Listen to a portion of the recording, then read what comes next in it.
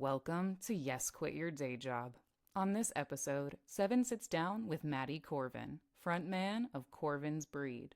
They dive into the making of his album Misanthropy, collaborating with Nero Bellum of Cyclone 9, and the journey from small clubs to bigger stages. Matty also shares what it's like working behind the scenes on tour and why patience is one of the most important tools an artist can have. Let's get into it. All right. Welcome back to Yes, Quit Your Day Job. Real talk for music industry creatives. Today's guest is somebody I've known for a long time, somebody whose work pushes the edge of industrial metal. He's the founder and frontman of the band Corvins Breed. His latest record is Misanthropy, which is produced by a mutual friend of ours, Nero Bellum of Cyclone 9. He's been turning heads with the intensity, the honesty, the theatrical live shows. But what makes the story even more interesting is that it's not just an art. He's not just an artist. He also works behind the scenes. He's been it just really put, kind of one thing I'm a big fan of, but he's been putting himself out there in the industry, whether it's being part of the crew, driving buses, hauling gear. Like there's such an importance to being in the room when things are happening. And he's definitely embodied that. And we even most recently, it's been a little while now, but I had a chance to direct a music video for him, one of his singles, Straight to the Curb. So, yeah, welcome my friend Matty Corvin. Matty, what's up, Hey, buddy? thanks for having me. Yeah. So I guess just getting started, if you want to introduce yourself, tell everybody a little bit about you. Basically, I'm a little bit of a jack of all trades. I've been doing Corvins Breed now for 11 years. Wow. Um, Okay. and throughout time, I got to meet and build relationships with people. And then I started doing work for other bands. Like you said, doing tech work, uh, driving, assistant tour managing, the list goes on and on. Yeah. Uh, and so I'm constantly always staying active within music in some way, shape, or form. Very cool. Being out on the road, like what is probably one of the most memorable experiences you've had recently? Recently, um, that's it's a tough one because you're just on the go so much, and just a lot happens and everything just kind of becomes a blur, especially like Yes. Yes. with my position. A lot of the times, like my our schedules are so hectic, so a lot of the times it's like one of the last tours I did, we were just doing like we were traveling in a van, and we had hotels every single night. Nice. Sometimes we would get there at the hotels at like 2 in the morning, and then we'd have to be out in like lobby call was at like 7. So just a short amount of time. So uh it gets very chaotic, and like I said, everything becomes a blur. Um but if to answer your question, I think the most memorable uh part recently is probably I would say I probably seeing my friends, honestly. Like seeing friends, and uh I have friends all over the country, so every time those people come out, you always create new memories with those people. Definitely. Speaking of memories, you mentioned hotels, and I immediately had a flashback to the scariest hotel I've ever stayed in, which Hmm. was which was with you in New York City. So, That's right. That's right. God, that was a yeah, that was so just to let everybody know. So basically, we I was my band Seven Factor. We were on tour with Cyclone 9, and it was at the tail end of COVID. But there had been wasn't confirmed, but there was like a little bit of a scare that somebody may have been tested positive on our bus, and we weren't, and so turned out not to be. But I wanted to play it safe, and we had a couple of days off, so I left the bus. And instead of sleeping there, Matty, who was on tour with us, he wasn't riding in our bus, but he was with you were with Al Frankenstein on that, right? Yeah. And so he was there and he'd gotten a hotel room, and I was like, bro, let me just bunk with you, man. I don't want to be on the COVID bus.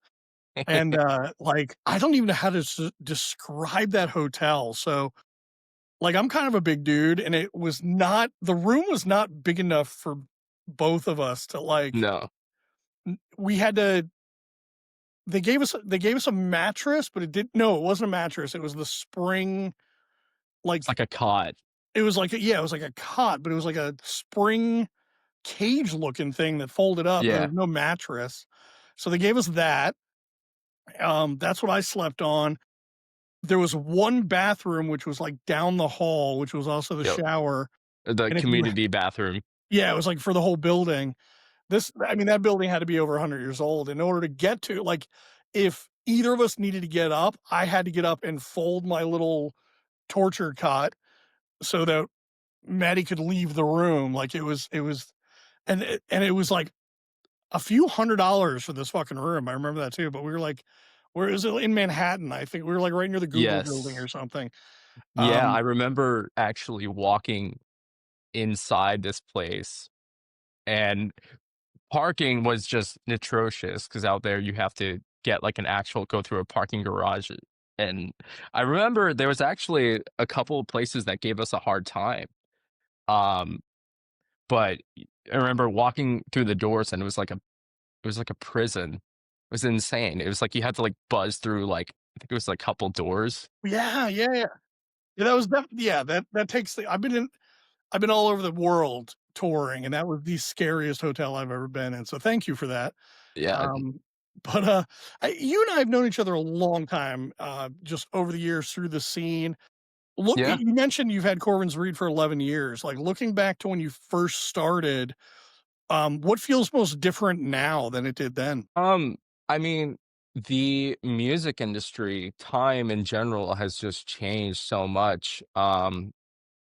I remember when I started, and as far as where I come from in Providence, Rhode Island, it was very clicky, and it was like you had to be pop punk, metalcore, or deathcore, and if you weren't any of those, like you were like an alien.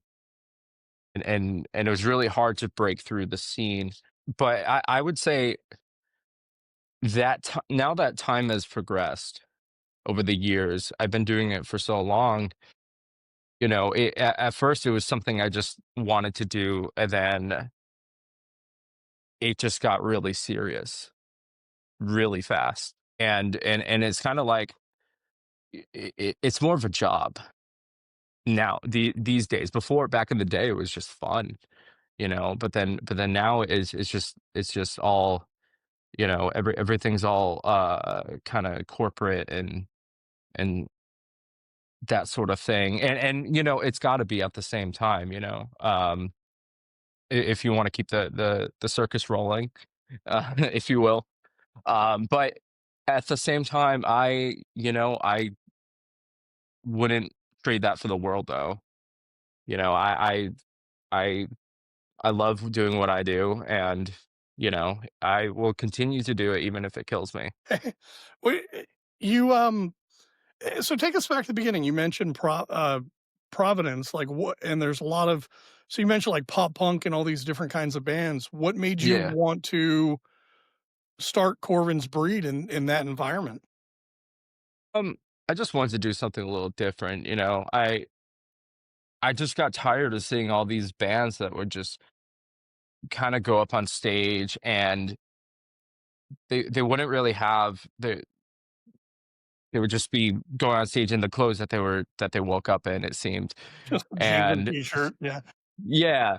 And so I you know, I just want to give people a show.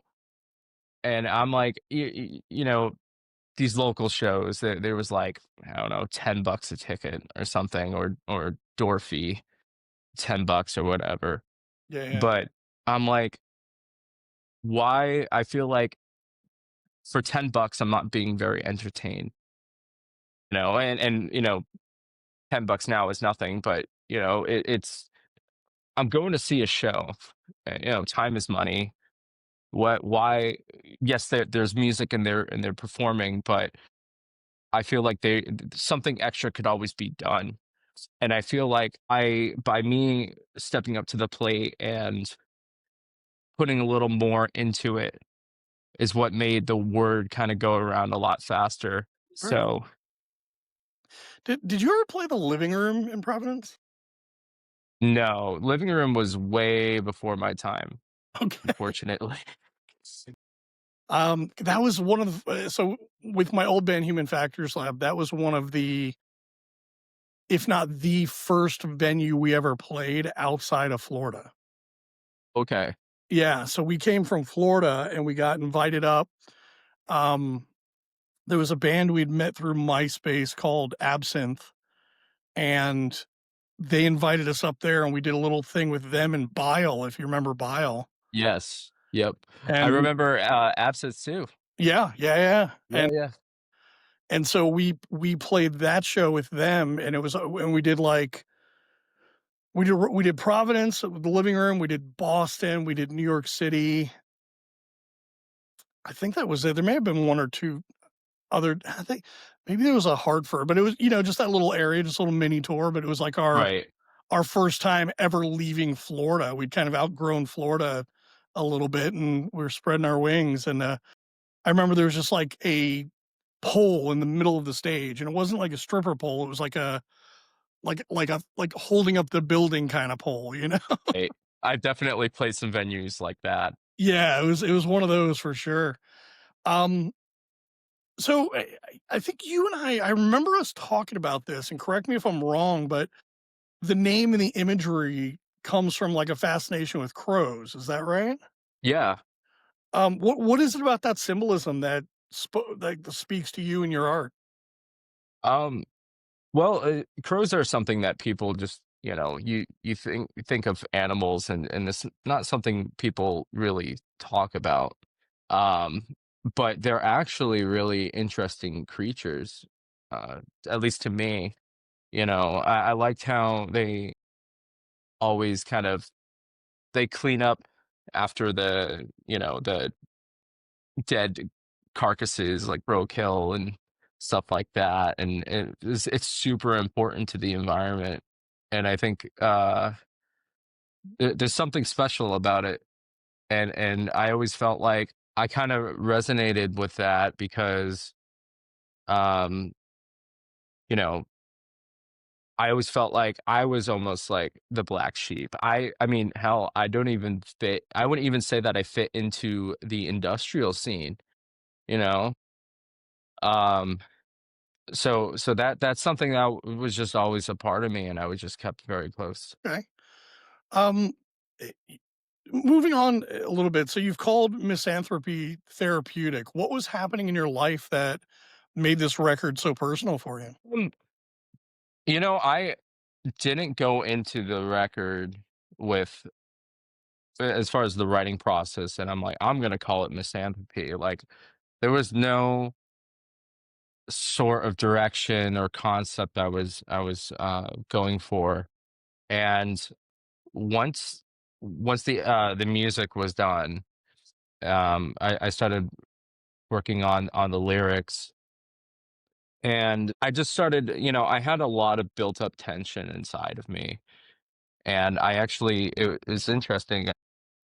I actually flew out to the West Coast, and I was going to originally do the vocals here, but Nero and I thought it would be a good idea if I just came out there and just did the vocal. So I was there Sure. for, Yeah. I want to say, like, I think it was like 4 days. Oh wow. And I was like, you know what? I'm just going to just belt out all the lyrics in this hotel room, and kind of did like a back and forth thing.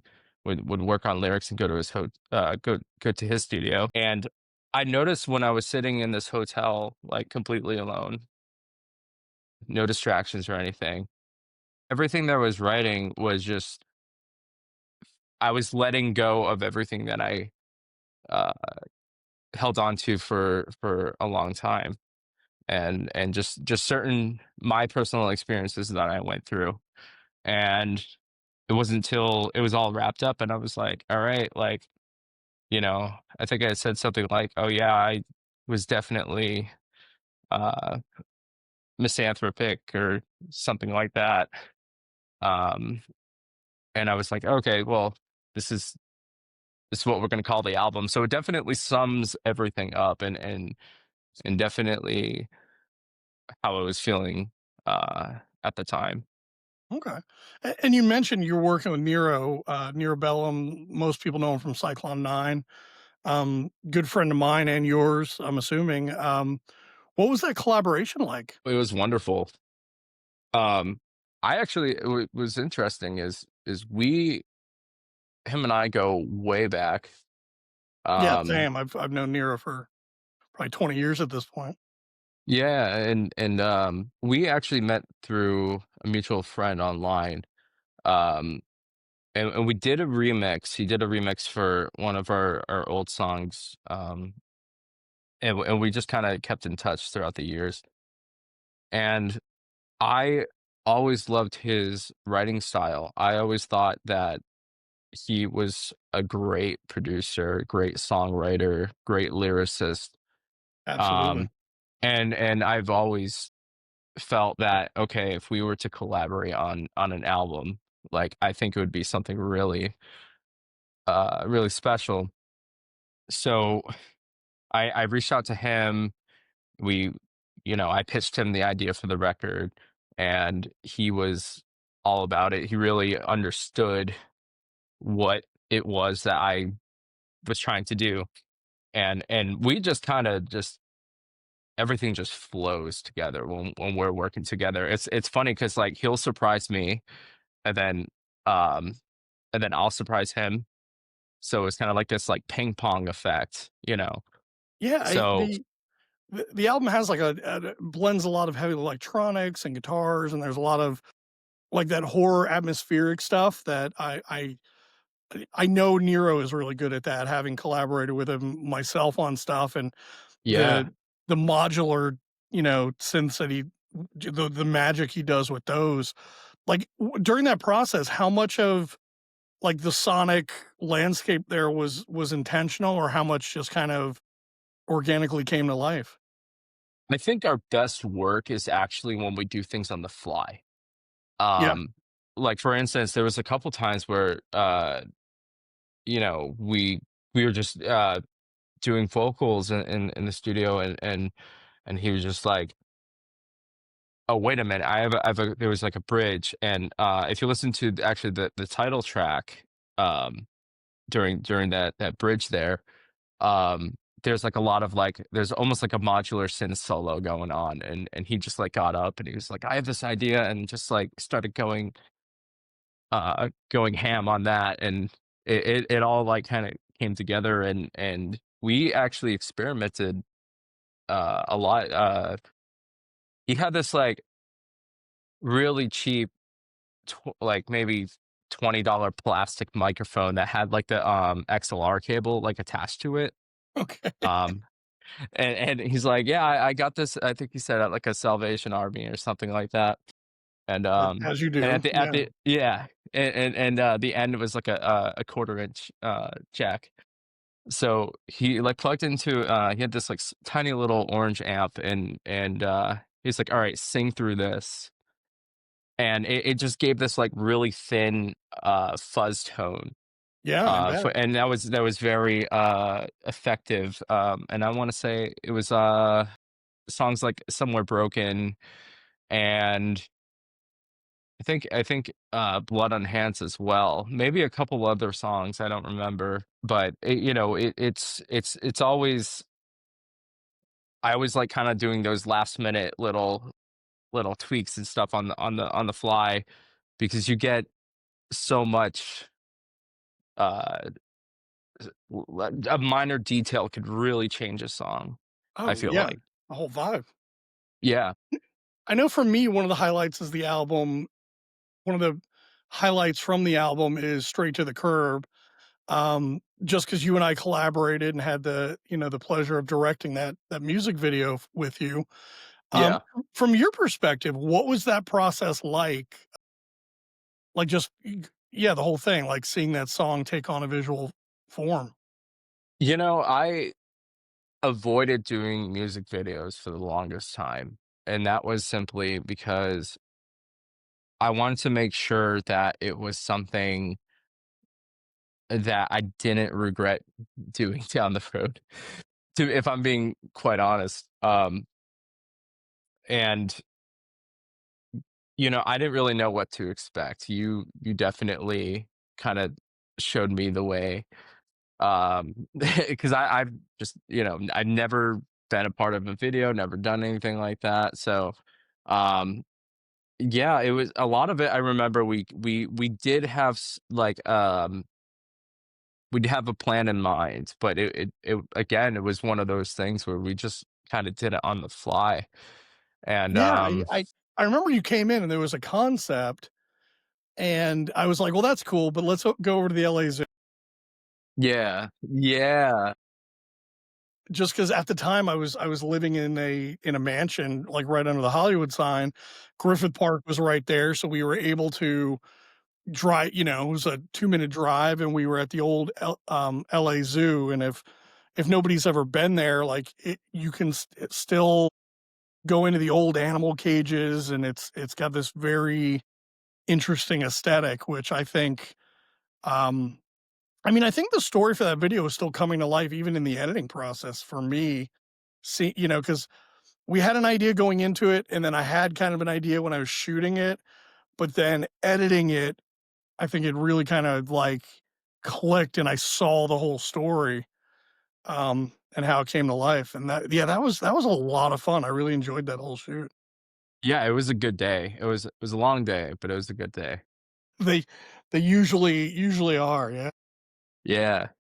Yeah, I had a lot of fun, and I know we kinda all I liked how everyone kinda put our heads together, and everybody just kinda made it come to life, and that's one of the most beautiful things about working in this industry. You work with so many different people, and what you originally start off as, it by the very end of it, it's a completely different thing, but it's better than it Yeah. was. Yeah, yeah, that was a lot of fun, and you're right, it was very collaborative. Like, I had ideas, you had ideas. Monique, the girl that's in the video, um, who you and I had toured with, because she was, with she was, I think she Cyclone Nine's merch girl, but Yeah. she was on the Yep. bus with us, so her and I hung out. And then Ryan, he's just great, and I know Yeah. he was throwing in cool ideas, and that whole process seemed like a very fun, collaborative experience. It definitely, yeah, long day though, for sure. Yeah. Yeah, it was. Yeah, I remember actually walking through the zoo, and I remember seeing, like, a bunch of people just like, "What the hell?" Like, they just saw Yeah, me 'cause I was it's just in these, Hollywood like, though, they're platform. Yeah. Yeah. No, but I felt so out of place at the time because, it's just, like, a nice little park, and, like, people are walking their dogs and stuff like that, and then here comes this guy yeah, who it's looks like totally hiking Frankenstein. trails, and yeah, people are out for Yeah. their, like, Sunday hike with their dogs and shit. Yeah, for sure. Yeah. That's funny. Um, so Corvin, like, going kind of into the live show, like Corvin's Breed shows are, I've seen people online describe them more like rituals than concerts. Like, how do you Yes. design that experience like that for the audience? Um, Not intentionally. Okay. Um, I usually, I know for on tour, eh, I've had there's some days, you go through the steps, like, the beginning of the tour, you're really excited, and then, midway through you're in the groove of everything, and then towards the end you're just burnt out, and you're either excited uh that it's over with and you get to go home and just chill out for a little bit and actually sleep in your bed, or you're sad because you're going to miss all your friends and you have to go back to reality, and then you know Yeah, Uh, it's always such a blend of those 2 things for me because it's like, okay, I'm sleeping in a bed that isn't moving. That's weird, right? That takes a couple right, days to get used to. And then, yeah, like on tour, you get into your own bubble. You get into like me, I know I get very regimented. Like I'm up at the same time every day. right, Workout schedule, and I eat better on tour than I do not on tour because it's like, we get whatever we get from catering, and then usually at the end of the night, we'll stop at a truck stop somewhere and take showers, and I'll get like a chicken sandwich or a salad, and um, it becomes very regimented for me on tour. And then, but there's dogs barking. I don't know if you can hear that. They're like neighborhood dogs. yeah. Um, Dogs are okay. They can live with it. But yeah, I guess like I was saying, you get into this schedule, but you're kind of disconnected from reality, right? You're not I for me, I almost like you go to Walmart or you go wherever and you almost feel disconnected, kind of like walking by those hikers at Griffith Park, right? Like Right. you feel like, okay, we're sharing the same space, but almost on different planes of existence. And then back from tour, you're suddenly thrown back into reality. You're like, oh, I have to rejoin society. I'm not going on stage tonight. Yeah, you go back to, you know, go back to reality. Some guys they have to go to a 9 to 5. Sure.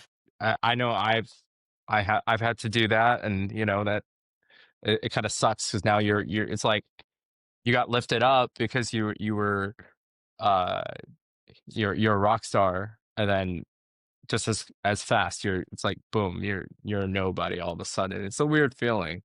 But uh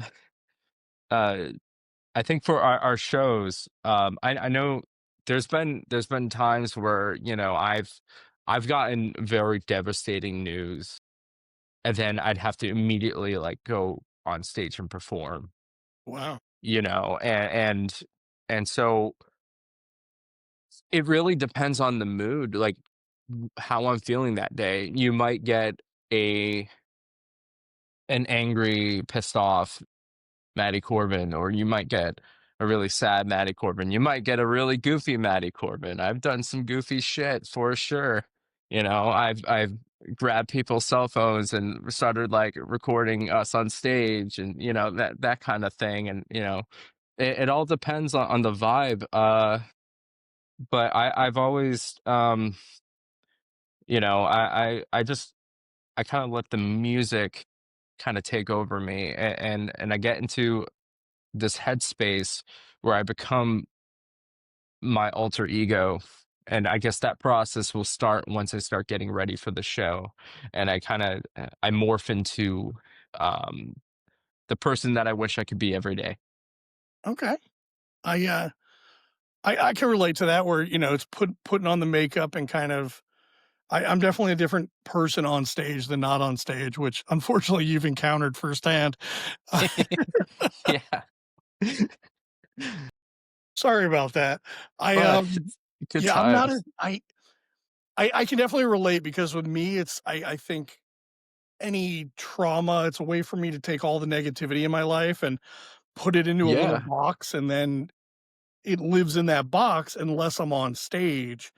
And now we're like sharing it with the audience. And so like if you catch me in that mode, I'm normally really nice. And then on stage, not necessarily as nice. And for anybody wondering what we're talking about, so Maddie was playing drums with Seven Factor.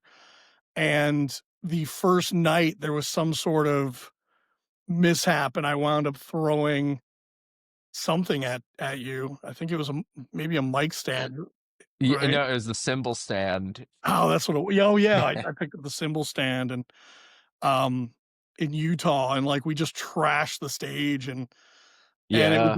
it was the first night of tour, and I remember the dressing room was above the stage, and the guys from Cyclone 9 were, like, looking down watching the show, and I remember coming up, and they were just like, "Fuck, man, like, is that what it's gonna be like every night? You guys are just gonna." And I was like, "No, we had a moment." Well, I remember as well. uh I I felt so bad afterwards. I was like, "Dude, I'll buy you new shit. yeah, I'm so sorry." Yeah, well, I remember it was a stressful that was a stressful tour, Yeah. in general because it started off at the beginning where because we had that Dean endorsement, and Yeah. I had that D drum endorsement, Yeah, and yeah. all of our Together. shit didn't arrive until, like, as we were just packing up the trailer, Yeah, and the guitars and the the drums FedEx guy, showed like, up just showed up right in time, and so because hours I before wasn't leaving. yeah, and I didn't, uh because we weren't traveling together. I wasn't on the bus with you guys, because I was with the R. Frankenstein guys. Uh, we ended up having there was no time for me to get the drums out of the boxes. So I remember while Cyclone 9 was sound checking, I was sitting on the floor, they just taking everything out, seeing it for the first time, tuning up as fast as I can, and, yeah, I'm like, "Okay, this is gonna work." And then I came and No? broke it all. I, yeah, you were super cool about that, and I'm so sorry I did that. It's it's We all had a good. moment, but the rest of the tour was so much fun, you know, it was just that first night, Yeah, like, we just definitely destroyed the stage, like, um, you know, and it kind of just that even, it reminds me of, like, '90s industrial bands, like, not that that's what we were going for, it was just one of those right. moments, but, um, You're listening to Yes Quit Your Day Job with Seven Dunbar. Don't forget to subscribe at yesquityourdayjob.com or watch full episodes on YouTube. The show is also available anywhere podcasts are heard. Let's get back into it. do you think industrial still has that, like, same hunger for spectacle that it did in the '90s, or is it evolved into something different now? I'm noticing now that people are, like, younger like, kids are getting into industrial music now, and they're mixing it with other genres, which I think is fantastic, Okay. you know? Um, I'm trying to think of, like, I know that band, Horror. They do a lot of that, Oh, where okay, they'll yeah, yeah. mix, like, hip hop with industrial music, and now you got Lady Gaga that just came out with an industrial album. So I keep seeing it evolve and come back and then fade away, come back, fade away, and it's morphed into something else, and, I think that's fantastic, um, but I don't think I could be wrong, but I don't think industrial music will ever be what it once was, with the Nine Inch Nails, and Skinny Puppy and KMFDM, bands like that, you know? We, the episode before this one was actually with Sasha from KMFDM. So he was just on the podcast. That's when you bring them up. Right Um, on. yeah, I, now, you know what's interesting is that I think it's secular. I think that all music, but it also industrial goes in like a almost like a 20-year cycle, right? Where whatever was happening 20 years ago, suddenly the new generation gets exposed to it and it becomes new again, as opposed to like something that's been around a while. And I remember there was this moment where industrial music was in the mainstream and you know, you had the Crow soundtrack, which I think is one of the best industrial soundtracks there is. Yeah. But like a major hit movie like that and all the music on it's industrial. You have bands like Thrill Kill Cult, you know, that up Yeah. until then, like if you weren't in the goth clubs, you really didn't know about them too much. And now they're in one of the biggest blockbuster movies, right? Yeah. And then I think the industrial aesthetic bled over, you know, the Matrix and you know, even I look at like that movie Tank Girl and it looks like a Ministry music video, right? Like Yeah. the way everybody is dressed and it's this post-apocalyptic but also shiny at the same time. Um, but yeah, I think you're right. I think with Lady Gaga, you know, and a few others that are kind of rediscovering or discovering industrial music for the first time. I think it'll have a resurgence. So hopefully, you know, at least Yeah. hopefully for us, it does. Yeah. I mean, I like all different genres of music. Same. I don't have like, people just see me and they're like, "Oh, you just listen to industrial music and that's all you're about. You're a one trick pony." And I'm like, "You have no idea." um, but I think it's great that these younger bands, I mean, even for us, in Corvins Breed, we don't do we're not like your typical industrial band. We're more rock and roll, if anything. Um, Well, yeah, yeah. but we're too heavy for rock, so we're more metal. But it's like all these different things, and I mean, we even have some trap elements into our music.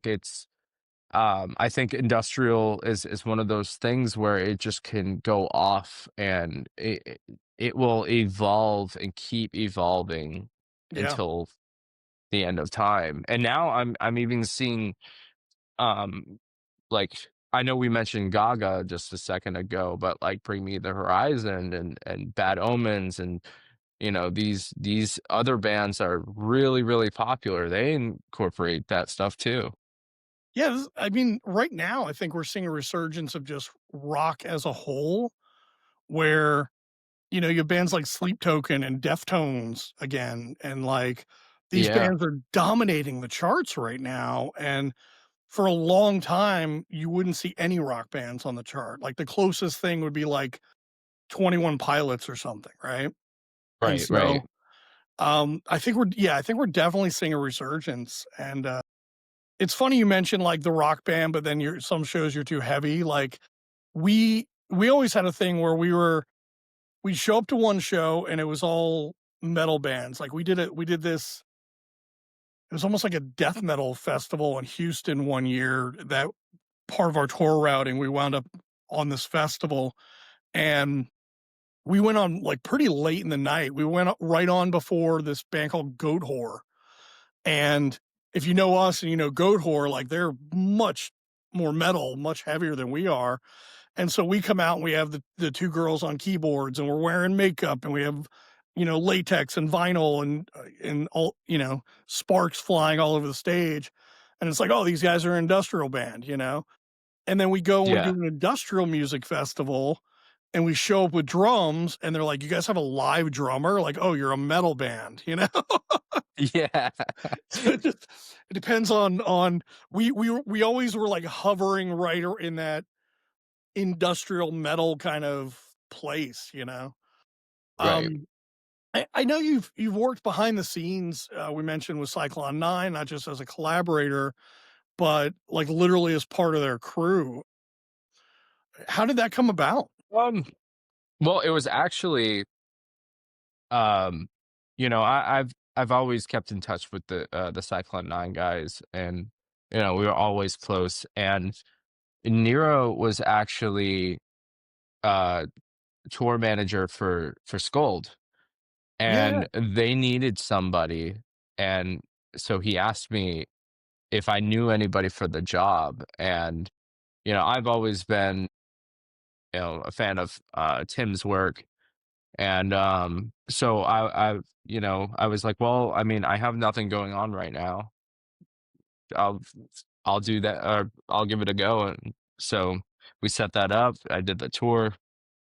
Then I just after that, I just kept getting calls, and I that's started how working that works. for. Yeah, Yeah, yeah, and it's definitely it's definitely one of those things where hard work, someone who's very determined, and someone who is just a go-getter will get you to places that you would never think of. A lot of people think, I get asked all the time, how do you keep getting these gigs? And, simply just, you know, work as if all eyes are always on you, yeah, and and I've even landed, I also did, I worked for Mortis as well. We were on tour with Mayhem. yeah, I saw that. Yeah, and, I a lot of these tours, I'll wear multiple hats, just because the reality of what we do is that the money isn't there like it used to be. unless you are somebody like The Weeknd, you're not like the budget is so short. I've seen massive bands with a crew of 5 people, if that. Yeah. And so, when I was working for Mortis, like I was his I originally got hired to be his assistant, and then and we were supposed to share a bus with the Mayhem guys, um, but that didn't work out. So, Mortis had to basically like get his own wheels. So we got a van, and he's like, "Hey, can you drive?" And I'm like, "Yeah, like Yeah. cool. I sure." So I did that, and then his merch guy actually couldn't show up until halfway through the tour. So Oh, he shit. was like, "I need somebody for merch as well. Can you do that?" And I was just like, "Yeah, no problem." So I did I was his assistant. I did driving, uh did and sold merch, you know. So Wow. that's like most days I'm on the road and I'm doing crew work. I'm just go go go. I don't ever get to, I'm treated as if I'm a part of the band, but I don't get to sit and relax like some of the other guys get to. And some guys, they like to keep a schedule with workouts and getting some other work done. I know some people, they'll have a remote job or some other job, and they'll be doing that on the road, and that'll be part of their daily schedule. Yeah. I've seen that. Yeah. The music business can be brutal. What's the biggest lesson you've learned as an independent artist? As an artist, I will say that consistency is key. I think that it's really, really difficult to do, especially if you're an independent artist and you don't really have the resources and the support from a label. I know for myself, I've had to work really shitty jobs to be able to pay for, okay, I have this promotion thing. I need to hire on an artist to make this for me. So now I have to pick up extra hours at work, things like that, and it's a constant grind. As far as me being doing crew work, um, you know, it's something that I've learned was being prompt, being organized is probably the two biggest things that I've learned. And honestly, music in general, I never really understood this when, I remember in 2012 where like the big thing was like people say, "Oh, this band saved my life," or "music saved my life," or something like that. Yeah. But for me, I am a firm believer of that now. And it made me get my health in check. It made me get organized. It helped me. I kind of grew up with it. It helped me grow up, which was really interesting. But there's nothing else that I've wanted to do. And realizing that if you want to make it in this business, you got to put in the work, and it's not just putting out your music or networking with people, but you got to put in the work within yourself. Yeah. Yeah. That is great advice. That's absolutely true. Uh, if you can if you could collaborate with anyone, dead or alive, who would it be? Ooh, that's a really, really, really tough question. First person comes to your mind. I would say I've always I would always wanted to collaborate with somebody like Ozzy Osbourne. Okay. Very good I choice. kind of grew up within with Ozzy, and not like physically, of Yeah. course, Yeah. but You know, my parents were they were fans of like the 80s, 70s music, and I remember when he had that TV show, and that would always be on. But you know, and even like all the way up until he passed away, he was working with younger artists. Yeah. And so he's someone that really understood music, and understood that it, you can't just be stuck in your own ways all the time. So I think he would be him, and I'd say probably Trent Reznor. Yeah. I think Trent's on my list too, is for sure.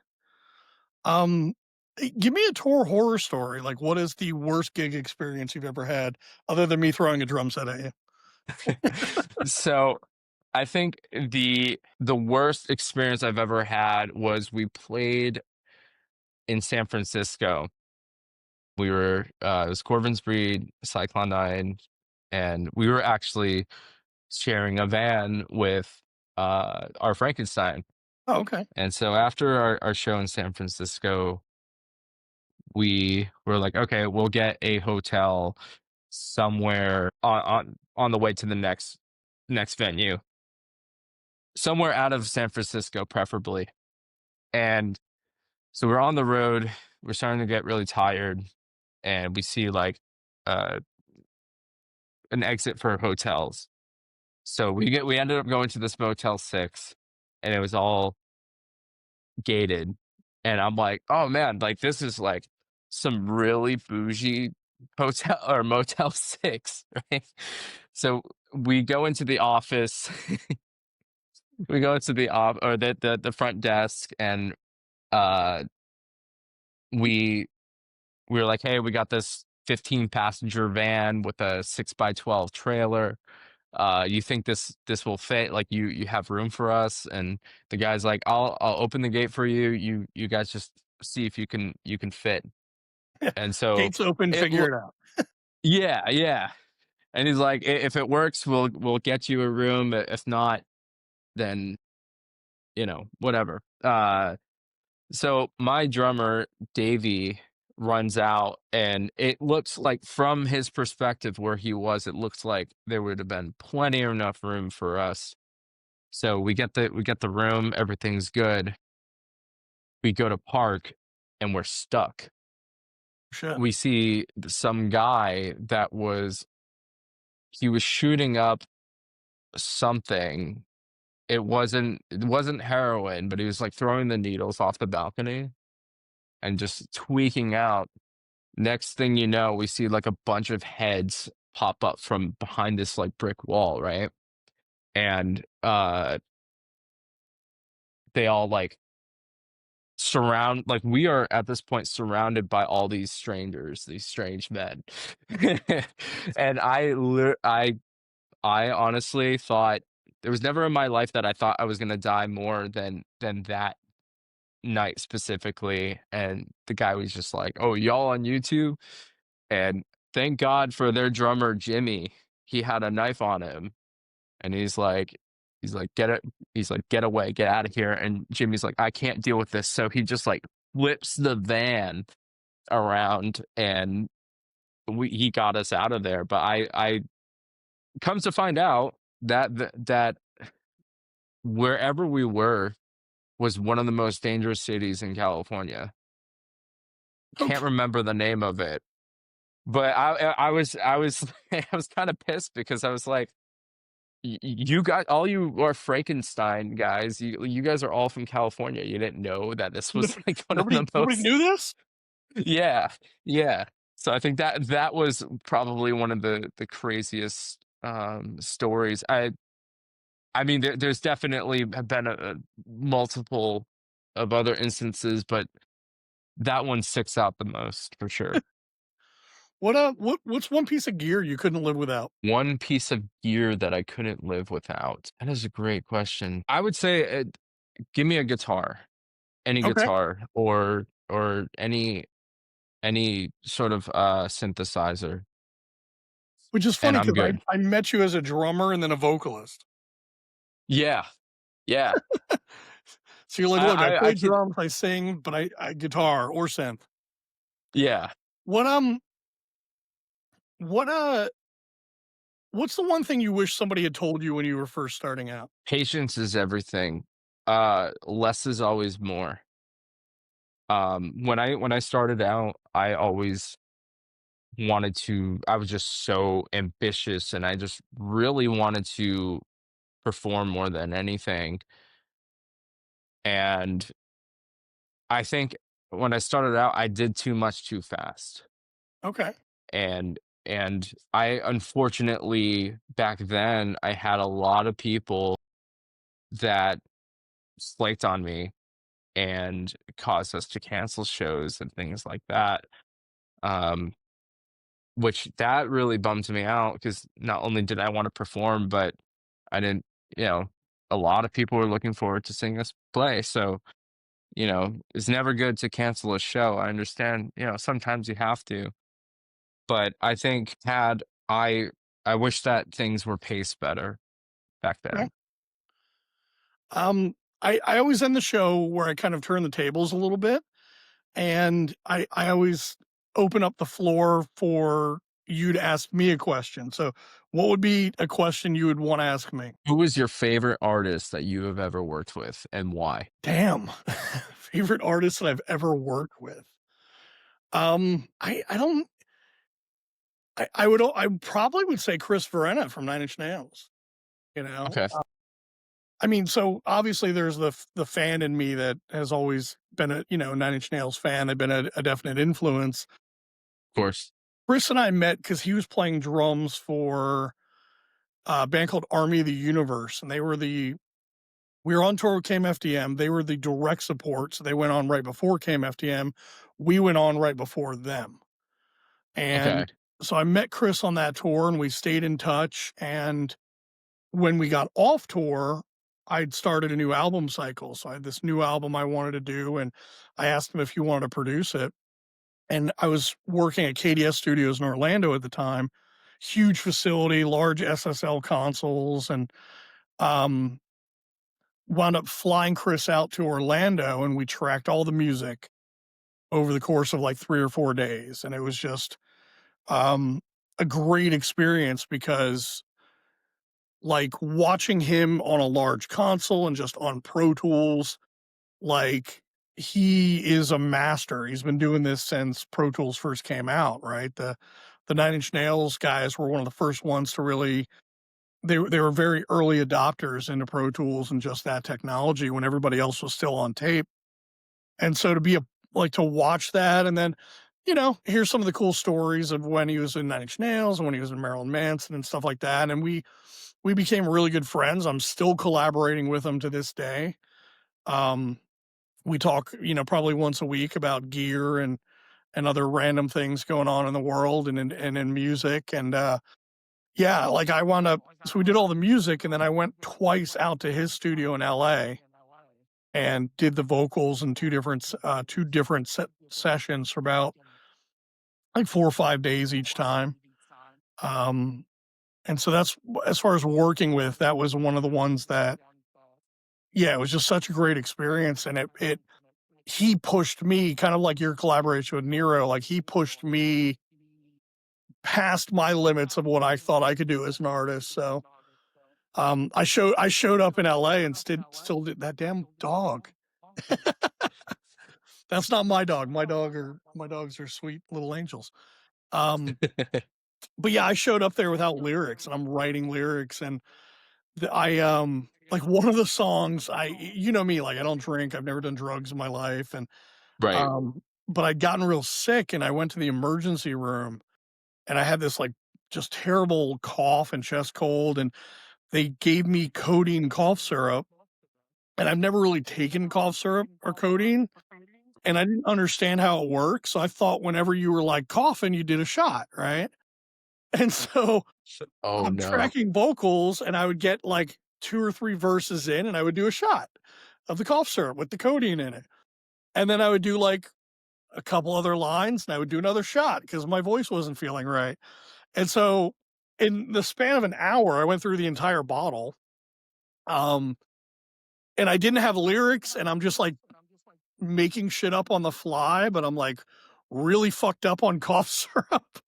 And so that's I'll let y'all figure out what song that was. It was Human Factors Lab, and it was off our Suicide Diaries album. We do a Chris. But I was talking about it later. We were listening to it on the way back days later, and I was like, the fuck was I talking about in this song? And the rest of the band was like, okay, we're glad you said it. We've all been wondering the fuck is this song even about, you know? Um, so yeah, but yeah, when we were in when we were tracking the instrumentals, we went to Disney World. Chris is a huge fan of Disney, and so some friends of mine hooked us up with Disney passes, and we went to Blue Man Group, and neither of us wanted to go to Blue Man Group. We were exhausted from just working and then going to Disney all day. And like Right. anybody who's been to Disney or any theme park, like at the end of the day, if you've been there all day, like the Florida heat and the walking and this, it's Yep. draining. And so we didn't want to go to Blue Man Group, and we went because somebody did us a favor and they asked us to go. And so we're like, all right, we'll go. And it was amazing. It was one of the most inspiring shows, and we didn't know they knew we were there. So as we're leaving, somebody like calls us over, and they like called us by name. We're like, well, okay. And we walked over, and they're like, yeah, come backstage. And we walk backstage, and there's the three blue men playing ping pong, and they just stop and look up at us, and they go back to playing ping pong. We're like, what the fuck is happening right now? Um, and so they're going, and then they just stop and they're staring at us. And we're staring back. Nobody's saying a word. And then finally, Chris was like, all right, somebody's got to say something. Like, what the fuck is going on? Right, And, right. and then they broke character, and they were like so super cool.